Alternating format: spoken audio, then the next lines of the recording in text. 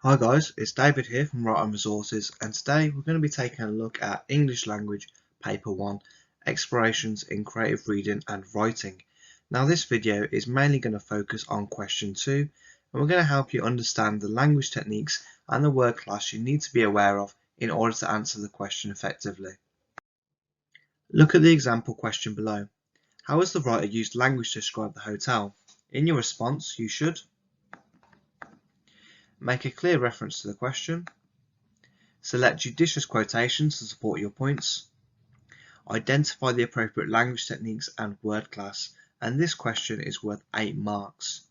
So if we have a look at the actual exam question, this one will vary slightly depending on the extract you're given. The extract that we're going to be looking at later on is going to be based on a description of a hotel. So the vast majority of the question remain the same, but what is actually being described might vary depending on the extract you're given. For the second bullet point here, select judicious quotations. This is a key term that is used in the actual mark scheme. Whenever an examiner uses the phrase judicious, we mean the very best or the most appropriate quote that you can identify within the extract. In order to get high marks on this question, you need to be able to comment on word class. Now there are 4 main types of word class, and these can be broken down as such. So the first one is verbs. So these are words that describe an action, so things like running, walking, laughing and learning. All of these are actions, so therefore they will be classed as a verb.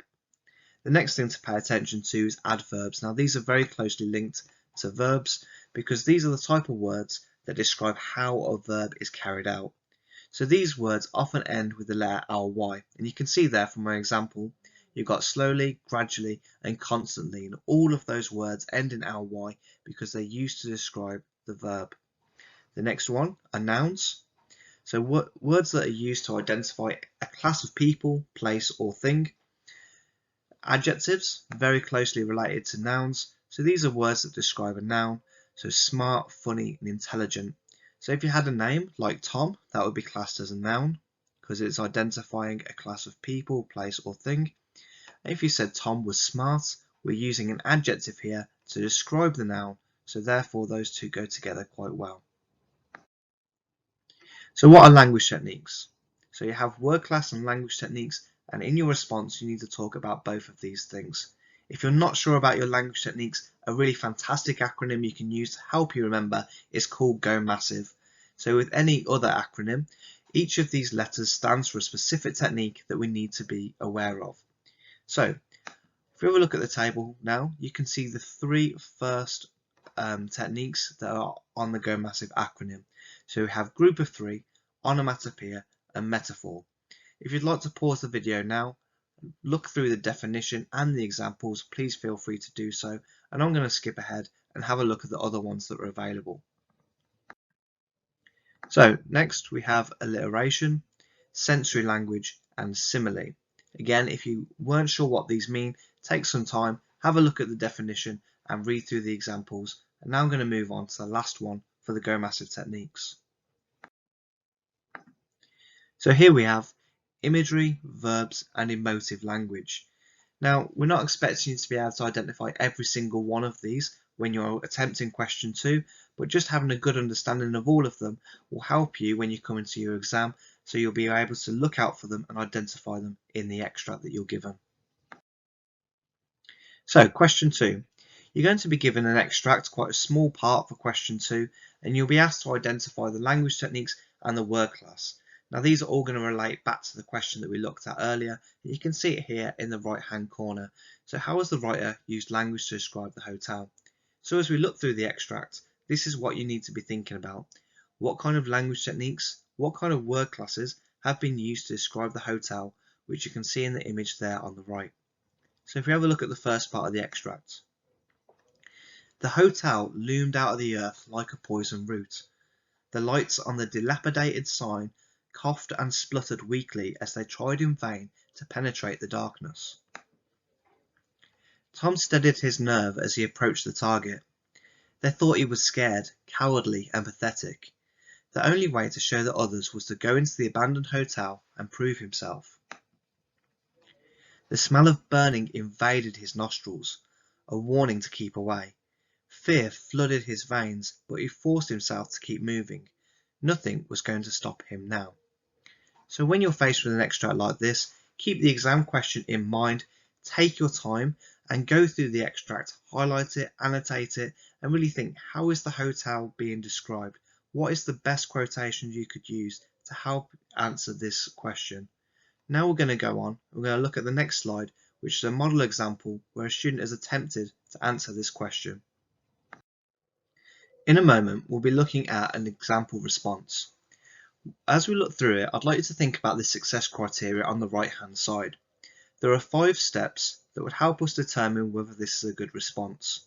So as I read through it, I might stop in my reading just to go through these points to make sure it is meeting the criteria.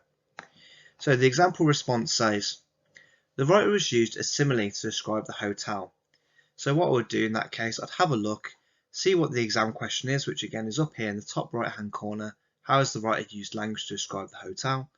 Look back at my success criteria. So has it responded appropriately to the question? Well, it's already mentioned a language technique, because we know from our Go Massive techniques that a simile is a really good language technique to mention. They've also mentioned describing the hotel, and we can see there when we look back at the exam question that is going to be the main focus of this response. So I'd give them a tick for that straight away. We look at the next part then. This is evident in the quote, the hotel loomed out of the earth like a poison root. So this is where you're going to have to make your own mind up about this one. Is this an appropriate quotation? Is it a judicious one? If you're unsure, have a look back at the extract. Was there a better one that they could have used instead of this? Again, sometimes you need to think what language techniques are present in there, how confident are you about talking about them, and is there anything else you could add to it? Are there any other interesting words or word class that you could talk about to help strengthen this response? So it says, this creates negative imagery for the reader and creates a dangerous atmosphere. So let's assume that this is a good quotation, so we're going to tick for number 2. Have they demonstrated a clear understanding of language? So this creates a negative imagery for the reader and creates a dangerous atmosphere. I'd probably give them a tick for that as well, right? So they've clearly shown the effect that the simile has had on the audience. Next one, number 4, they need to zoom in for a deeper analysis. And this is where we need to identify a key word, talk about the word class, and the overall impact it has had on our understanding of the extracts. So it says, in addition, the adjective poison has connotations of death and illness. This suggests that the hotel has the potential to cause harm. So a common mistake that a lot of people make in this exam is they identify the wrong word class. So have a moment, have a think, is poison an adjective? If you think back to our previous slide, an adjective is something that describes a noun. So the quotation says, the hotel loomed out of the earth like a poison root. So if a root is a noun, because it's a thing, it's an object, poison is describing the root, so therefore poison is an adjective, so they would get a mark for that as well.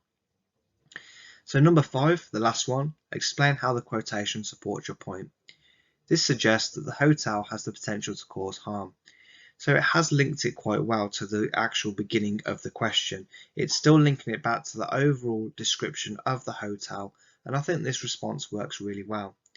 Now, your normal English teacher might get you to use a certain structure, like a Peter paragraph or Peel or something like that. It doesn't matter which one you use necessarily, as long as you're thinking through these steps and making sure your response meets this criteria. If you need any extra support with this, the new videos will be added each week. Alternatively, you can leave us a comment, like and subscribe, or you can also view our partner channel called Bookworm Teaching. That also has a lot of fantastic videos on there for all things surrounding English, so you'll definitely find some help and support there as well. Best of luck, guys.